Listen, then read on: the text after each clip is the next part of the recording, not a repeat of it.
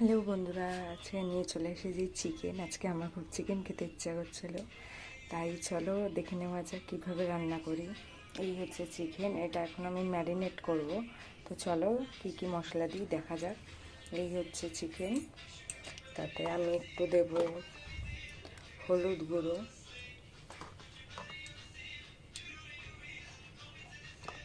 তারপরে দেবো একটু জিরা গুঁড়ো, তারপরে একটু কাশ্মীরি রেড চিলি পাউডার দিচ্ছি, আর দেবো একটু সামান্য ধনে গুঁড়ো। আর আমার কাছে রয়েছে এটা আদা রসুন পেস্ট, তার সাথে একটু পেঁয়াজ, একটু কাঁচা লঙ্কাও পেস্ট করেছি, তো সেটাও আমি একটুখানি দিয়ে দেবো। দিয়ে আর তার মধ্যে দেবো একটু সর্ষের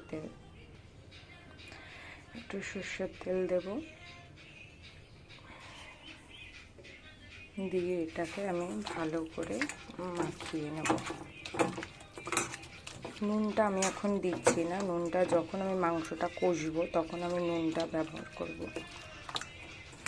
তো ম্যারিনেট করে এটা আমি রেখে দিচ্ছি সাইডে। চলো তেলটা দিয়ে গরম করে নিই, আলুটা ভেজে নেব। তেল গরম হয়ে গেছে, আমি একটু সামান্য নুন দিয়ে দিচ্ছি যাতে তেলটা না ছিটকে আসে। অনেকেই এটা জানে, তবুও আমি একটু বলে দিলাম যে সামান্য একটু নুন হলুদ দিয়ে আমি আর কি আলুগুলো একে একে করে ভেজে নেব।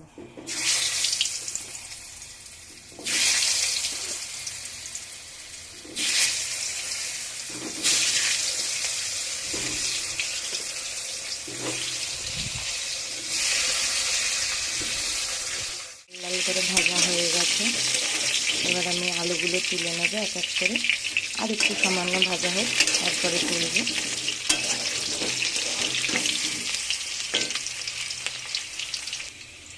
আলুগুলো লাল লাল করে ভাজা হয়ে গেছে, এবারে তুলে নেব।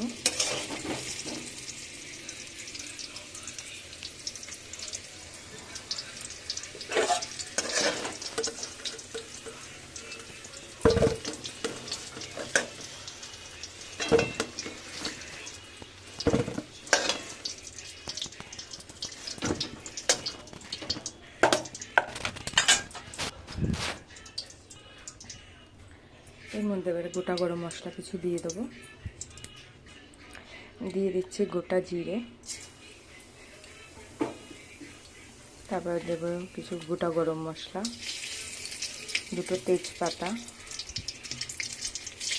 আর দিয়ে দেবো কুচানো পেঁয়াজ।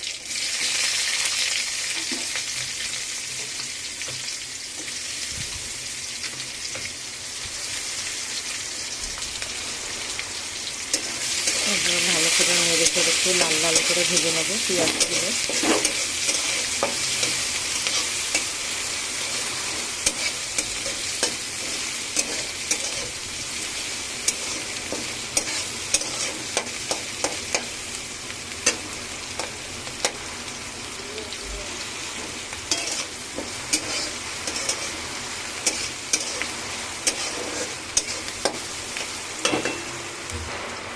পেঁয়াজগুলো একটু লাল লাল করে ভাজা হতে থাক।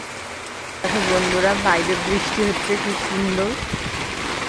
তো এরকম ওয়েদারে গরম গরম চিকেন আর ভাত, ও জাস্ট অসাধারণ।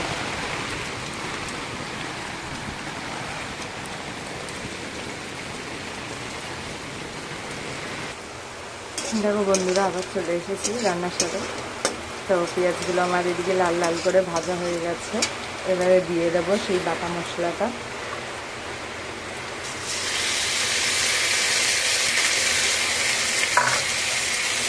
এবারে একদম ভালো করে মিশিয়ে একটু নেড়ে চেড়ে আর একবার করে কষিয়ে নেব।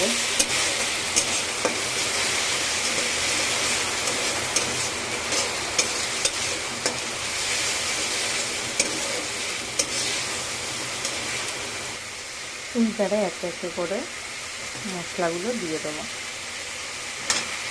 হলুদ গুঁড়ো, কাশ্মীরি লঙ্কা গুঁড়ো, আমি একটু ঝাল পছন্দ করি তাই একটু ঝালটা বেশি দিচ্ছি। তোমরা চাইলে তোমাদের পরিমাণ মতো তোমরা ঝাল কে কেমন খাবে সেইভাবে ঝালটা দিতে পারো। জিরে গুঁড়ো আর দিয়ে দিচ্ছি একটু ধনে গুঁড়ো।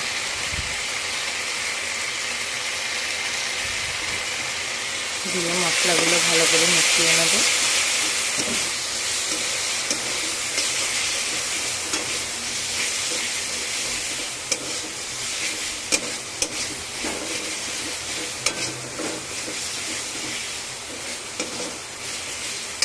এর মধ্যে আমি দিয়ে দেবো এবার সামান্য নুন। নুনটা আপনারা যে যার আন্দাজ মতো দেবেন। আমি যেহেতু ফার্স্টে মাংসতে নুন দিইনি তাই একেবারে এখন নুনটা দিয়ে দিচ্ছি।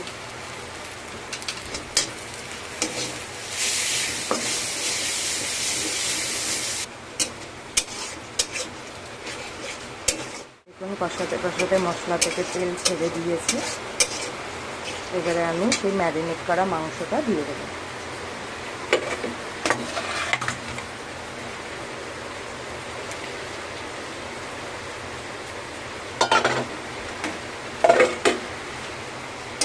দিয়ে এবারে এটা ভালো করে কষাবো।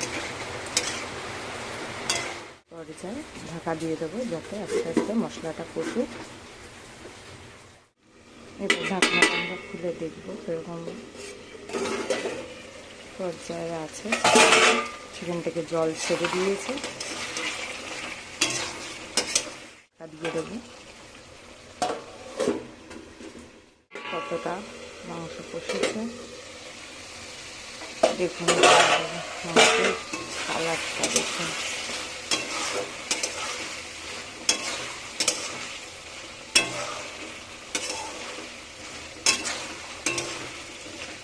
এখন আমি দিয়ে দেবো টমেটো পিউরি।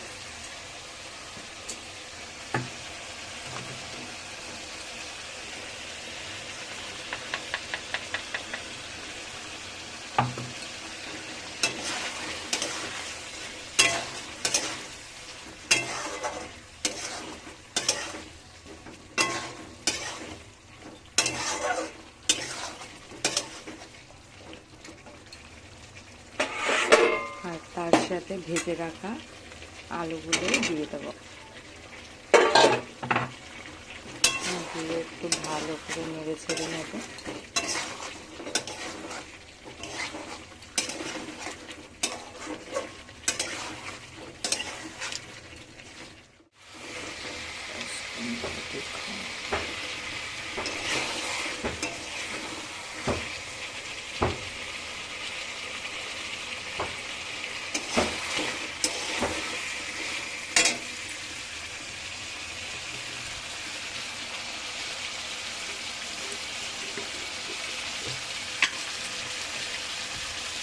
এবার বন্ধুরা আমি একটু টেস্ট ব্যালেন্সের জন্য সামান্য একটু চিনি দিয়ে দেবো। দিয়ে এটাকে ভালো করে কষাবো। দেখুন একদম কষানোর পর যে জলটা কড়াই থাকে সেই জলটা একদমই নেই, পুরো মাখা মাখা হয়ে গেছে। তার মানে আমার কষানোটা প্রায় অলমোস্ট রেডি। এবারে সামান্য একটু জল দিয়ে দেবো।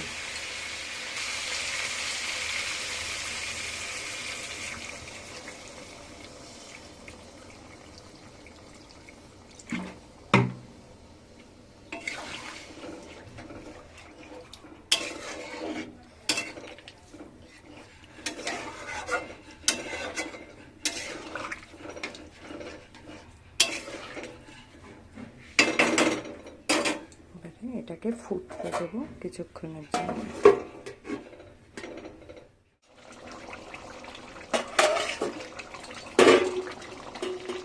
প্রায় হয়ে গেছে। এবার জাস্ট গরম মশলা দিয়ে নামিয়ে নেব।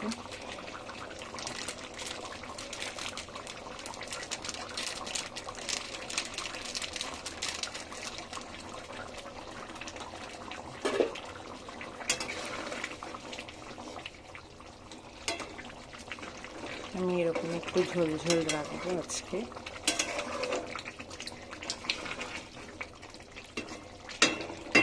চলো আমাদের তরকারি কমপ্লিট। পরিবেশনের সময় আপনাদের দেখাচ্ছি পরিবেশন করে।